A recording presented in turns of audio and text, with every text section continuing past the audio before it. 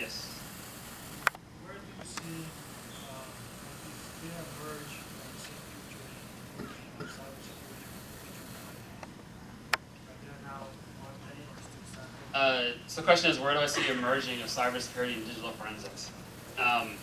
Digital. Have any of you read the PCAST report? No, of course not. It's a presidential commission on science and technology. They just had, it's a long report about forensics, where they basically said a lot of the forensics today are not scientifically proven, and digital forensics is the #1 field they said is just a total mess. I think that as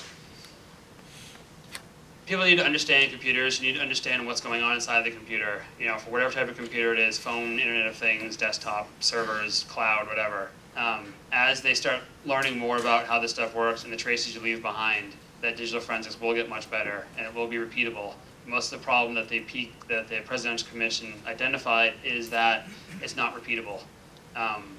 And you can't just simply say, well, we examined this hard drive and this one time and we found this data on it, so therefore that proves whatever. And in the court's view and the commission's view was that you need to be analyzed the same hard drive, the same time, the same way, you know, a statistically significant number of times, get the exact same result, then it's scientifically proven, not just once.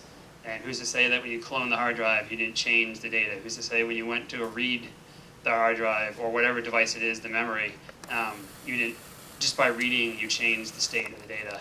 And that's a lot of what that effect is. So I think that we'll get better at it. Right now, it's all forensic labs are buried under an avalanche of data, and they can't keep up with their requests. And this is why you see, I've worked with them, and you know, even the FBI's forensic lab or DHS forensic lab will say, yeah, we've got a 1-year backlog. And so this is why your court cases take forever. Unless you're willing to pay, there are financial companies will say, great, we pay you $20,000, can we be done this week? And the answer is almost always yes.